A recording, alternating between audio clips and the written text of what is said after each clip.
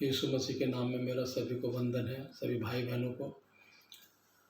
हम फिर से आज प्रभु ने हमें एक सुंदर अवसर दिया है, मौका दिया है कि हम प्रभु के वचनों के द्वारा अध्ययन करें और वचनों का जो मर्म और रहस्य है उनको हम समझने का प्रयत्न करें।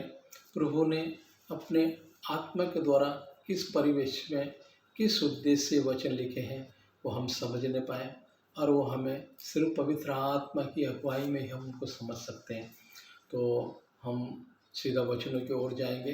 प्रभु ने आज के लिए हम जो वचन दिया है वो वचन है यूहन्ना 3:25 से 27।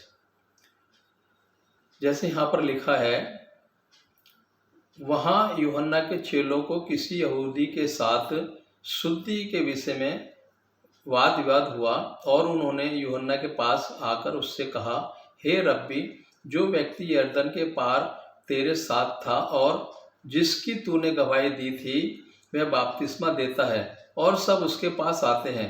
यूहन्ना ने उत्तर दिया, जब तक मनुष्य को स्वर्ग से ना दिया जाए तब तक वह कुछ नहीं पा सकता। आइए वचन के लिए प्रार्थना करेंगे। धन्यवाद प्रभु, धन्यवाद प्रभु, धन्यवाद प्रभु जी, इस सुंदर समय के लिए प्रभु आपको हम धन्यवाद करते हैं। प्रभु आपने हमें सुंदर अवसर मौका प्रदान किया आपका वचन बोलने के लिए और सभी भाई बहनों को सुनने के लिए उसका धन्यवाद करते हैं। प्रभु जिस आत्मा के द्वारा ये वचन लिखे गए उसी आत्मा के द्वारा इन वचनों को समझने के लिए, इनका मर्म अर्थ रहस्य जानने के लिए प्रभु हमारी आत्मिक बुद्धि, आत्मिक ज्ञान को खोल दीजिए। प्रभु जी मुँह मेरा हो, शब्द आपकी ओर से होने पाए, मैं नहीं, मुझे में होकर आप बातचीत कीजिए प्रभु जी। हालेलुया प्रभु जी, हालेलुया प्रभु। पवित्र आत्मा मुझे और सुनने वालों को भी प्रभु आप चलाइए प्रभु जी। हर एक स्थिति को, परिस्थिति को प्रभु आपके हाथों में सौंपते हैं प्रभु जी। छोटी सी प्रार्थना आपके चरणों में रखते हैं, स्वीकार करो, स्वर्ग में लेके जाने की सहायता मदद करो। सब कुछ महिमा गौरव अपनी माँ को देते हुए प्रार्थना यीशु मसीह के नाम में मांगते हैं, आमीन। जैसे यहाँ पर हमने यूहन्ना 3:25 में पढ़ा है, वहाँ यूहन्ना के चेलों का किसी यहूदी के साथ शुद्धि के विषय में वाद विवाद हुआ और उन्होंने यूहन्ना के पास आकर उससे कहा, हे रब्बी, जो व्यक्ति यरदन के पार तेरे साथ था और जिसकी तूने गवाही दी है, देख वह बपतिस्मा देता है और सब उसके पास आते हैं। यूहन्ना ने उत्तर दिया, जब तक मनुष्य को स्वर्ग से ना दिया जाए तब तक वह कुछ नहीं पा सकता। देखिए, यूहन्ना के चेलों का किसी यहूदी के साथ शुद्धि के विषय में वाद विवाद हुआ और उन्होंने यूहन्ना के पास आकर उससे कहा, हे रब्बी, जो व्यक्ति यरदन के पार तेरे साथ था और जिसकी तूने गवाही दी। यरदन के पार यूहन्ना के साथ कौन था? जब यीशु मसीह बपतिस्मा लेने के लिए यूहन्ना के पास जाता है तो यूहन्ना उसको देख के ही समझ जाता है। यूहन्ना इनकार करता है, प्रभु मुझे तो तुझसे लेना चाहिए। लेकिन यीशु मसीह ने क्या कहा, इसी रीति से सारी धार्मिकता को पूरा होने दे, क्योंकि यीशु मसीह व्यवस्था को खत्म करने नहीं आया परंतु व्यवस्था को पूरा करने के लिए आया था। तो वहां पर कुछ लोग उससे यूहन्ना से वाद विवाद कर रहे हैं। क्या वाद विवाद कर रहे हैं? और उन्होंने यूहन्ना के पास आकर उससे कहा, हे रब्बी, जो व्यक्ति यरदन के पार तेरे साथ था और जिसकी तूने गवाही दी है, देख वह बपतिस्मा देता है और सब उसके पास आते हैं।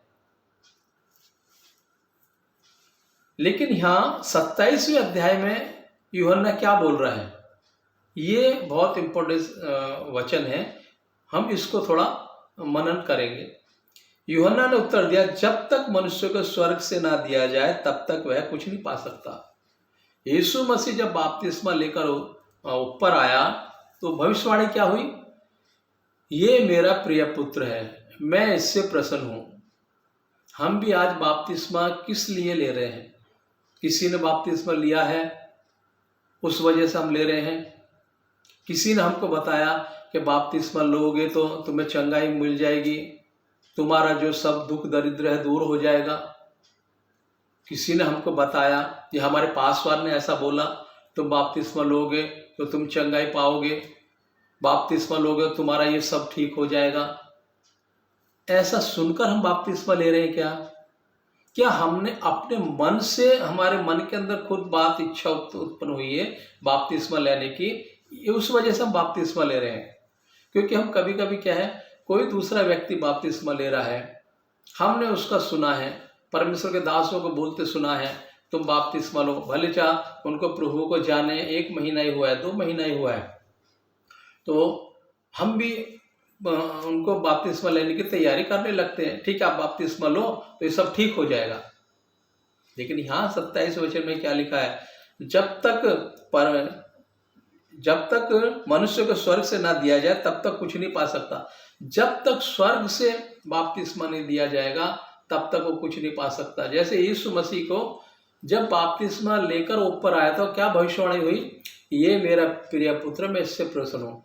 क्या आपको स्वर्ग से बपतिस्मा मिला है क्या, या आपने किसी को देखा है, उसका देखकर आपका बपतिस्मा लेने के लिए इच्छा मन में उत्पन्न हुई है? जैसे बहुत से लोग आज पूरा जीवन भर उन्होंने पाप किए हैं, अंत समय में अब बपतिस्मा लेने का उनको ख्याल आया है। बहुत से हम देखते हैं कलाकार, पूरा जीवन उनका निकल गया है, अब उनकी 70-75 साल उम्र हो गई है, अब बपतिस्मा, क्योंकि उन्होंने किसी से सुना है कि यीशु मसीह उद्धारकर्ता परमेश्वर है, यीशु मसीह में बपतिस्मा लेने से हमारा पाप क्षमा होते हैं, क्योंकि उन्होंने बहुत पाप किए। आज पाप अपने धोने के लिए आदमी कहाँ कहाँ जा रहे हैं, लाखों लाखों रुपया खर्च करके जा रहे हैं। परिणाम क्या हो रहा है? क्या वो शुद्ध हो रहे हैं? क्या उन्होंने अपने आप को शुद्ध किया है क्या? जैसे यहां पर लिखा है, जब तक स्वर्ग से ना दिया है तब तक कोई नहीं पा सकता। मूसा को बपतिस्मा कैसे हुआ? मूसा को किसी ने बोला क्या? क्योंकि मूसा के विषय में परमेश्वर की आज्ञा थी, उसको पानी में उसके जो माँ थी उसने उसको डाल दिया एक टोकरी में। पूरा हम अध्याय जब पढ़ते हैं तो हमको मालूम पड़ेगा। लेकिन वो प्रभु की ओर से योजना थी। वो कहाँ गया? वो जो लोग उसको मारने के लिए योजना बना रहे थे उन्हीं के घर में प्रभु ने उसको पालन पोषण के लिए भेज दिया। हम पूरा डिटेल में जाएंगे तो वो अध्याय पढ़ेंगे उत्पत्ति में, निर्गमन में, तो हमें समझ में आएगा। जब लोग मिस्र से लोगों के गुलामी के बाद में मूसा उनको लेकर जा रहा था तो उनका बपतिस्मा कहाँ हुआ? लाल समुद्र को प्रभु ने 2 भाग किया, उसको मूसा का बपतिस्मा। जितने लोग थे सब पानी में से होकर निकल गए। तो किसकी ओर से था? वो आज्ञा किसने दी थी? परमेश्वर ने। तू छड़ी को उठा, समुद्र 2 भाग हो जाएगा। क्या हमारे लिए ऐसी आज्ञा हुई है, या हमारे पासवान ने, या हमारे पास्टर ने, या हमारे किसी दोस्त ने, या चर्च के किसी भाई बहन ने, या बुजुर्ग ने हम कहा है तुम बपतिस्मा लो तो सब ठीक हो जाएगा, सब कुछ तुम्हें मिलेगा? अगर ऐसा है तो आज हमें विचार करना होगा, सतर्क होना होगा। हम किसी पासवान के कहने से नहीं, किसी परमेश्वर के दास के कहने से नहीं, अगर परमेश्वर ने हमारी अगुवाई की है, वचन के द्वारा हमसे बात की है, तो ही हमें बपतिस्मा लेना जरूरी है। नहीं तो बपतिस्मा लेने के बाद भी लोग पीछे जाते हैं। बपतिस्मा लेने के बाद आप ये मत समझो कि स्वर्ग राज्य आपको मिल जाएगा। यहूदा इस्करियोती को भी बपतिस्मा होगा। वो चेलों में चेला था, प्रभु के साथ सेवकाई में था। क्या किया उसने? तो हम कभी कभी हमारे मन के अंदर ऐसी धारणा होती है बपतिस्मा लेने से सब कुछ ठीक हो जाएगा, और कहीं बपतिस्मा कलीसिया में गिनती बढ़ाने के लिए आजकल परमेश्वर के दास दासी ज्यादा जोर डालते हैं। भले चाहे उसको 1 महीना चर्च में आके हुआ है, या 2 महीना हुआ है, या उसको 1 साल हो गई है, लेकिन वो बराबर निरंतर चर्च में नहीं आ रहा है, निरंतर प्रार्थना में नहीं आ रहा है, वचन नहीं सुन रहा है, खाली बस महीने में अगर 4 संडे है तो 1 संडे ही आ रहा है। फिर हम उसको 1 साल अगर मान लो उसको आते हो गया, 2 साल हो गई, लेकिन प्रॉपर उसने प्रभु को ग्रहण किया है क्या? अगर ग्रहण करेगा तभी तो उसको बपतिस्मा का सही मायने मालूम पड़ेगा। लेकिन वो तो एक नाम के लिए चर्च में आ रहा है, जब उसको सुविधा हो रही है वो सुविधा के अनुसार चर्च में आ रहा है। हमने 1 साल हो गया, 2 साल हो गया, अब चलो बपतिस्मा लो, क्योंकि हमें हर साल चर्च में बपतिस्मा होना चाहिए, हमको मतलब ऐसा लगना चाहिए हर साल हमारी कलीसिया में बपतिस्मा हो रहा है, इतने लोगों का हमने बपतिस्मा दे दिया। क्या हम संख्या पर ध्यान दे रहे हैं कि आत्मा पर ध्यान दे रहे हैं? कि हम आत्मा को प्रभु में लाने का प्रयास कर रहे हैं कि संख्या बढ़ाने का प्रयास कर रहे हैं, गिनती बढ़ाने का प्रयास कर रहे हैं? अगर ऐसा है तो परमेश्वर के दस भी दासों को मेरा निवेदन है, ये सारी बातों पे हमें विचार करना चाहिए। अगर वो व्यक्ति ने सही मायने में परमेश्वर को ग्रहण किया है और उस समय सही समय परमेश्वर के लिए दे रहा है, जब जब प्रार्थना हो रही है तब तो वो आ रहा है, अगर उसको समय मिलता है। ऐसा नहीं कि एक समय है प्रार्थना के लिए, छोटे मोटे काम हैं, वो काम निपटा के वो प्रार्थना में आ सकता है, लेकिन वो नहीं आ रहा है, तो ऐसे लोगों को हम सोच समझ के बपतिस्मा देना है। या उसने बपतिस्मा लेने के बाद भी जो उसने पुराना सब उतारा था सब पहनना शुरू कर दिया है, हमने तो उनको समझा दिया कि बपतिस्मा के बाद ऐसा ऐसा नहीं, हमारी जिम्मेदारी खत्म अभी। लेकिन हमने उनको क्या पूरी रीति से समझाया है? क्या एक फॉर्मेलिटी के तौर पर हमने उनको बताया बपतिस्मा लेने के बाद में ये सब नहीं करना है? अगर फॉर्मेलिटी के तौर पे हमने उनको बताया है तो वो तो वही करेंगे जो उनको करना है, जो पहले वो करते आए थे। सिर्फ उन्होंने बपतिस्मा एक फॉर्मेलिटी के लिए ही लिया है कि बपतिस्मा लेने के बाद भी अगर उनका परिवर्तन नहीं हुआ है, मन फिरावट नहीं हुआ है, तो उनका बपतिस्मा लेने का कोई भी मतलब नहीं है, औचित्य नहीं है, कोई भी उनका उससे फायदा नहीं है। तो इसीलिए हमें पहले उन भाई बहनों को अच्छी रीति से बपतिस्मे का महत्व बताना है, समझाना है। हमने बपतिस्मा लेने से पहले उनको 2-3 बार सिर्फ बपतिस्मा के बारे में बता दिया। हमें पूरा साल में हर महीने में एक दिन तो बपतिस्मा के बारे में उनको बताना है, बपतिस्मा के बारे में ही वो प्रचार होना है, हर महीने में एक बार तो कम से कम। लेकिन हमने बपतिस्मा लेने के समय ही उनको सिर्फ प्रचार किया है, बीच बीच में हमने थोड़ा थोड़ा उनको बताया है, तो उनके समझ में आया भी है कि नहीं आया है? तो हमें ये सब चीज़ों पे भी ध्यान देना होगा। हम आत्मा को बढ़ा रहे हैं प्रभु के लिए, क्या गिनती बढ़ा रहे हैं कि इतने लोगों का हमारे चर्च में बपतिस्मा हो गया, इतने लोगों का हमने बपतिस्मा दिया? वो गिनती यहाँ लिखी जाएगी लेकिन वहाँ नहीं लिखी जाएगी, ये ध्यान रखना। अगर बपतिस्मा लेने के बाद भी कोई व्यक्ति अगर वापस जा रहा है तो उसका नाम वहाँ पर लिखा जाएगा क्या? ये विचार करने का विषय है।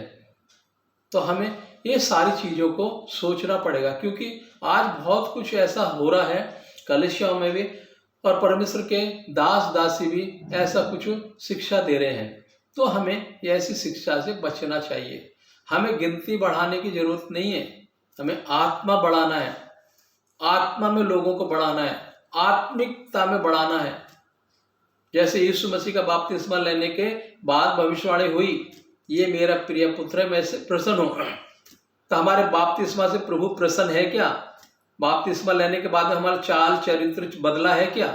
ये हमने फिर से वापस वही सब अपना चाल चरित्र अपने जीवन में ढाल लिया है, और हम भी आंख बंद करके बैठे हैं, सिर्फ वो कलीसिया में आ रहे हैं, जा रहे हैं, बस उतने से हम संतुष्ट हैं।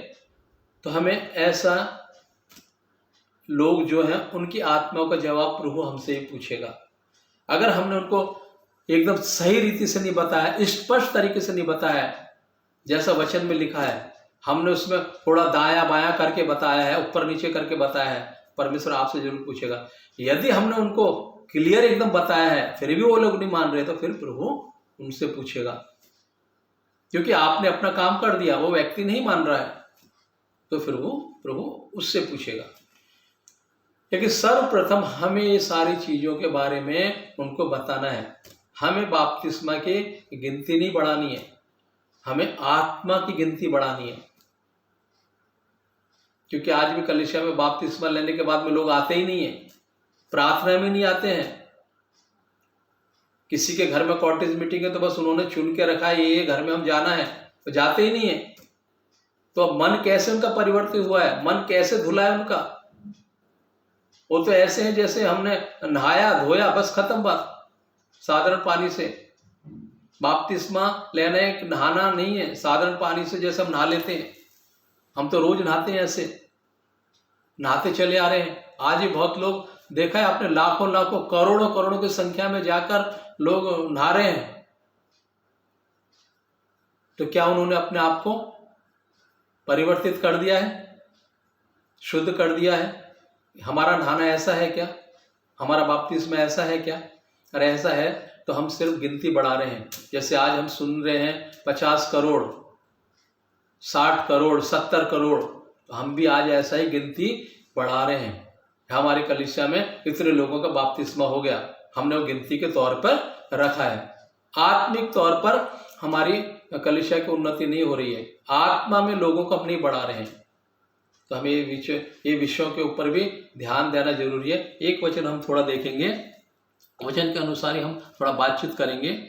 यूहन्ना 2:6 से 7 तक।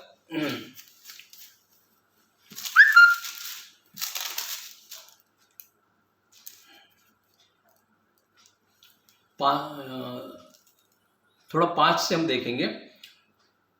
उसकी माता ने सेवकों से कहा, जो कुछ वह तुमसे कहे वही करना। वहां यहूदियों के शुद्ध करने की रीति के अनुसार पत्थर के 6 मटके धरे थे, उनमें 2-2, 3-3 मन पानी मन समाता था। यहूदियों की रीति के हिसाब से पत्थर के मटके धरे हुए थे। कितने? 6 का आंकड़ा हमको याद दिलाता है प्रभु ने सृष्टि की 6 दिन में मनुष्य को पूरा सब कुछ बनाया।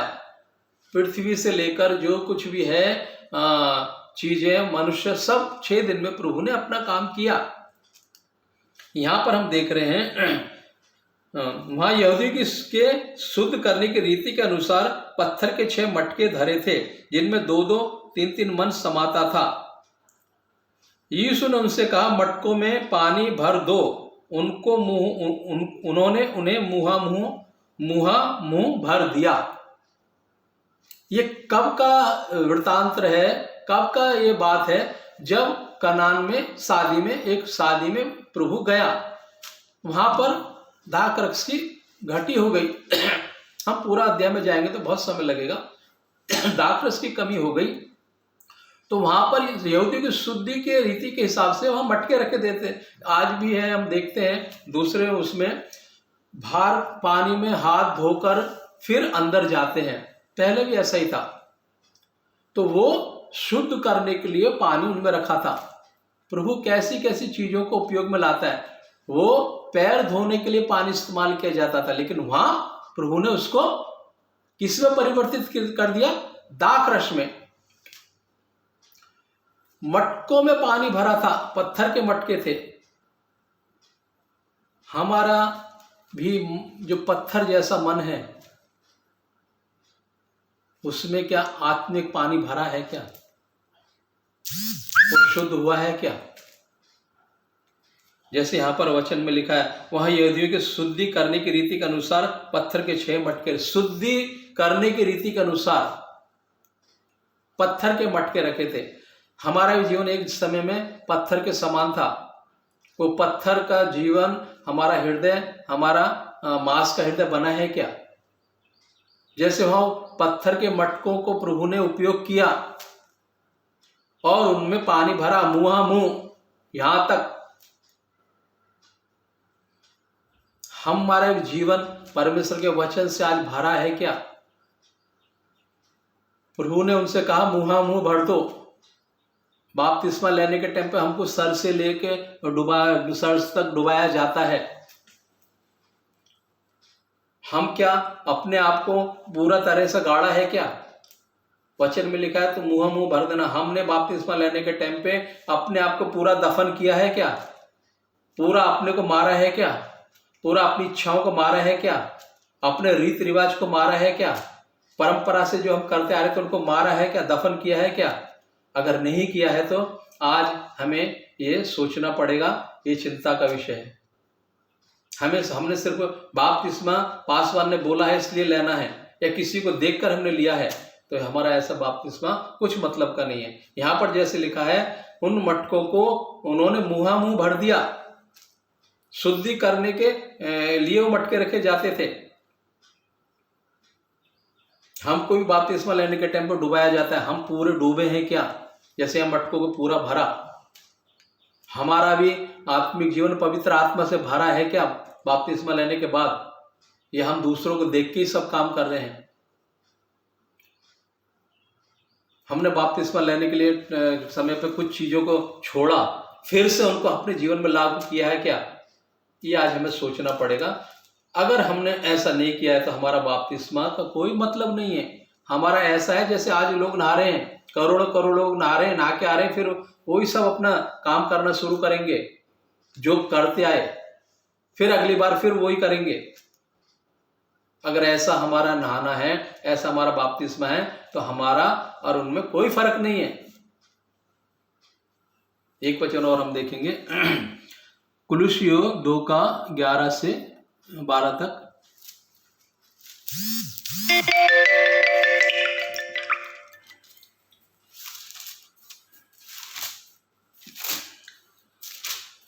हालेलुया।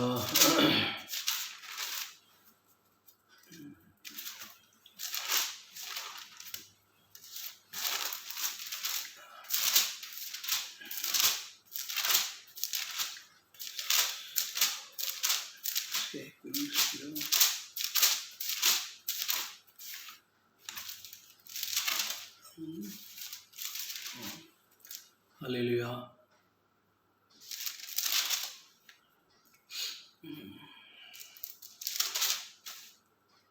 हाँ,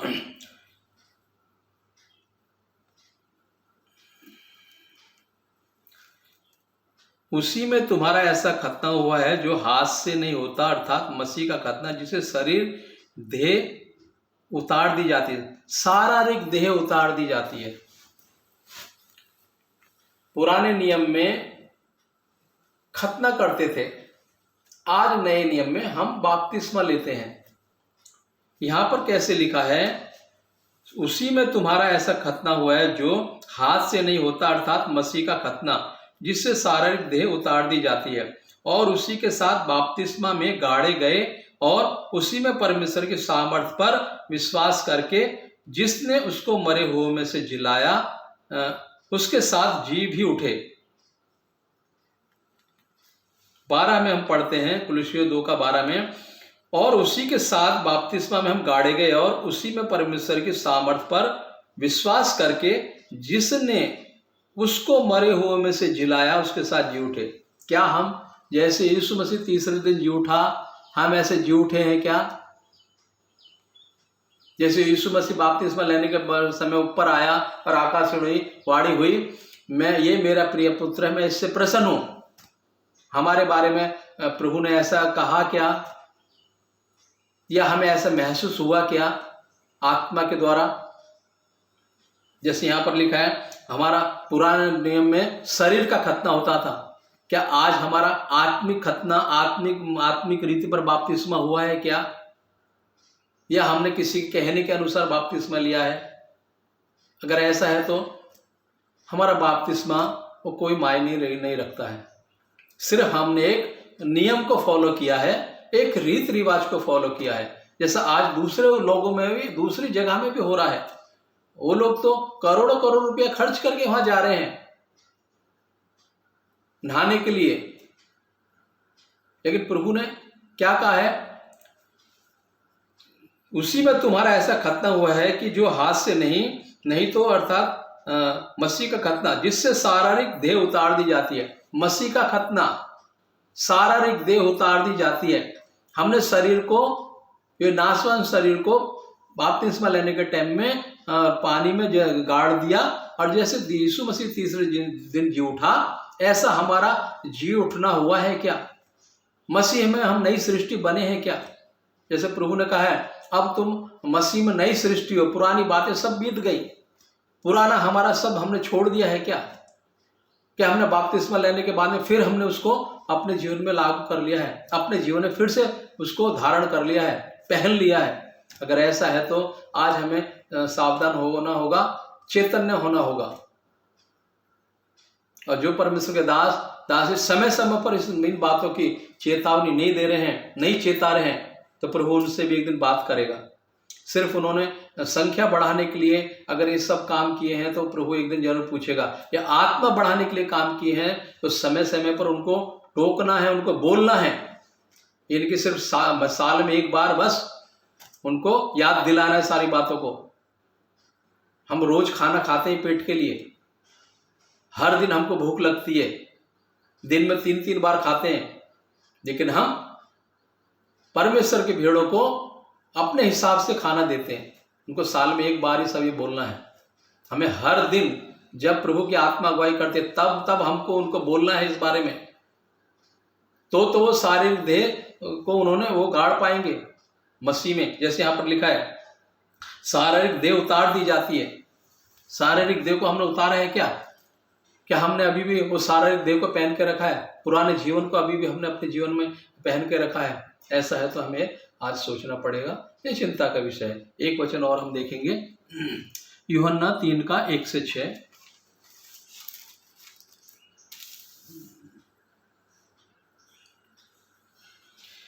फरीसियों में नबूकदनेस्सर नाम का एक मनुष्य था जो यहूदियों का सरदार था। उसने रात को यीशु के पास आकर उससे कहा, हे रब्बी, हम जानते हैं कि तू परमेश्वर की ओर से गुरु होकर आया है, क्योंकि कोई इन चिन्हों को जो तू दिखाता है यदि परमेश्वर उनके साथ ना हो तो नहीं दिखा सकता।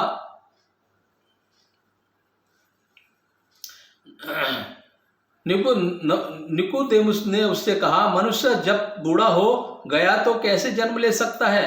क्या वह अपनी माता के घर में दूसरी बार प्रवेश करके जन्म ले सकता है?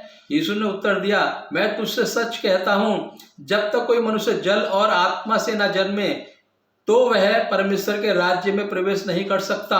क्योंकि जो शरीर से जन्मा है वह शरीर है, और जो आत्मा से जन्मा है वो आत्मा है। देखिए यहाँ नबूकदनेस्सर राजा, फरीसियों राजा, उसने रात को यीशु के पास आकर उससे कहा, हे रब्बी, हम जानते हैं कि तू परमेश्वर की ओर से गुरु होकर आया, क्योंकि हम कोई इन चिन्हों को जो तू दिखाता है यदि परमेश्वर उसके साथ ना हो तो नहीं कर सकता। वो भी कबूल कर रहा है राजा। जो चिन्ह चमत्कार यीशु मसीह दिखाता था वो बोल रहा है यदि परमेश्वर की ओर से ना हो तो कोई नहीं कर सकता। क्या हमें परमेश्वर की ओर से ये मिला है बपतिस्मा? जैसे यहाँ पर लिखा है, यीशु ने उत्तर दिया, जैसे यहाँ पर वो पूछ रहा है वापिस, तो ये नहीं कर सकता। यीशु ने उत्तर दिया, मैं तुझसे सच कहता हूं कि यदि नए सिरे से ना जन्मे तो परमेश्वर का राज्य नहीं देख। नए सिरे से जन्मना हमारा, लेकिन वो क्या मतलब समझ रहा है? नए सिरे से जन्मना मतलब क्या? वापिस आदमी अपनी माँ के पेट में जाके दोबारा जन्म लेगा? वो संसार की रीति पर बात कर रहा है। हमारा भी ऐसा है क्या जीवन कि हम संसार की रीति पर अपने आप को अभी तक चला रहे बपतिस्मा लेने के बाद? अगर ऐसा है तो आज हमें समझना होगा। जैसे यह नबूकदनेस्सर राजा यीशु मसीह से सवाल जवाब कर रहा है, गया तो कैसे जन्म ले सकता है? वह अपनी माता के गर्भ में दूसरी बार कैसे जन्म ले सकता है? मसीह में आने के बाद हमारा नया जन्म हुआ है क्या? हम बपतिस्मा लेने के बाद में हमारा नया जन्म हुआ है क्या? नई सृष्टि हम बने हैं क्या? पुराना मनुष्य को, पुराना शरीर को हमने उतार दिया है क्या? अगर नहीं तो आज हमें ये सब चीजों के बारे में चिंतन मनन करना बहुत आवश्यक है। जैसे 5 में प्रभु ने कहा है, यीशु ने उत्तर दिया, मैं तुझसे सच कहता हूं, जब तक कोई मनुष्य जल और आत्मा से न जन्मे तो वह परमेश्वर के राज्य में प्रवेश नहीं कर सकता।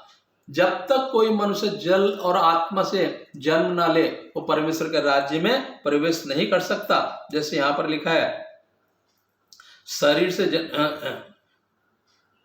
अचंभा न कर कि तुझसे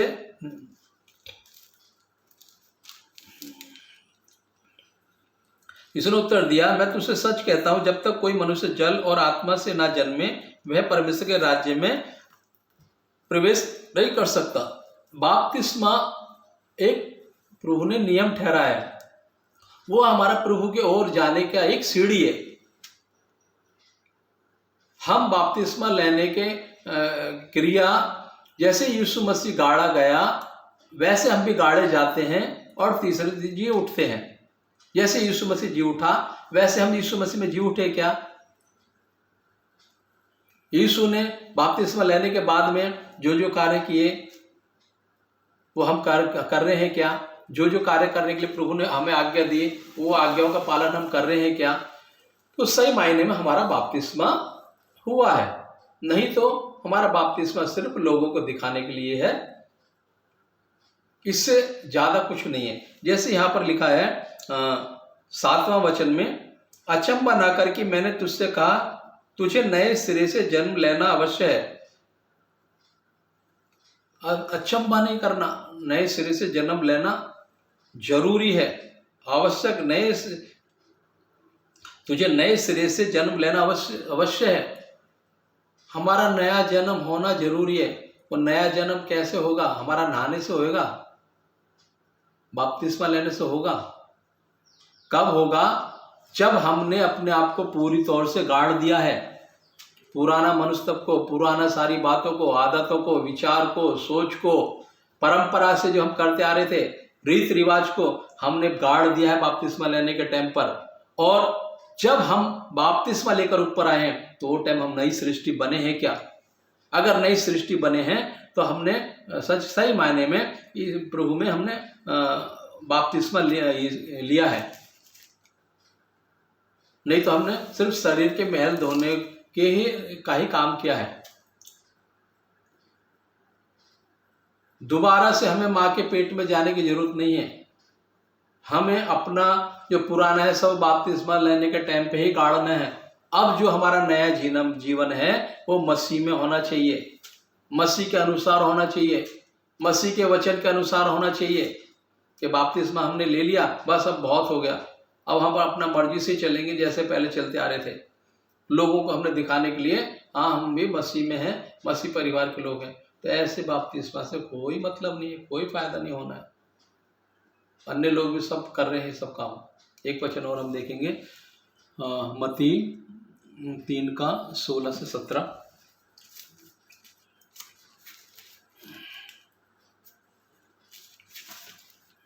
हालेलुया।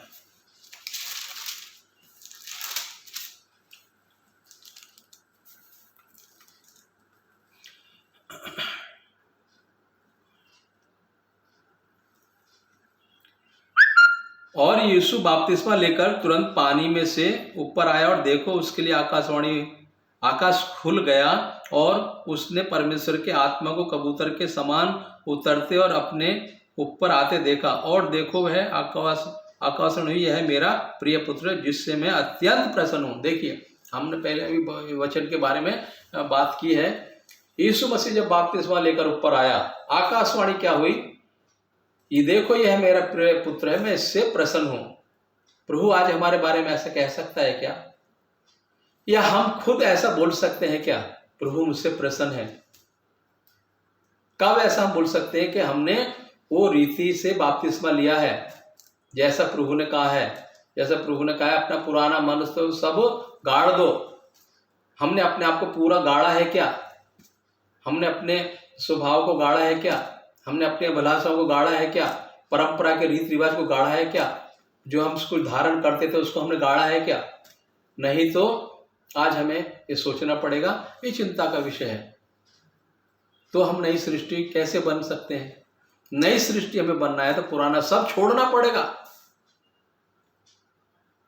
जैसे नबूकदनेस्सर को यीशु मसीह ने उत्तर दिया तो पूछ रहा है कि माँ के पेट में दोबारा जाएगा तब पैदा होएगा, बाहर उसका उद्धार होगा, नई सृष्टि बनेगा। क्योंकि ऐसा वचन में कहीं नहीं है कि एक बार मनुष्य पैदा हुआ तो दोबारा माँ के पेट से जाएगा। प्रभु ने व्यवस्था रखी है उसके लिए, वो व्यवस्था के अनुसार हमें चलना है। वही सारी बातें नबूकदनेस्सर राजा को यीशु मसीह ने बताई। एक वचन और हम देखेंगे थोड़ा, मत्ती का 28 का ये वचन और समाप्त करेंगे। 28 का 18 से 20।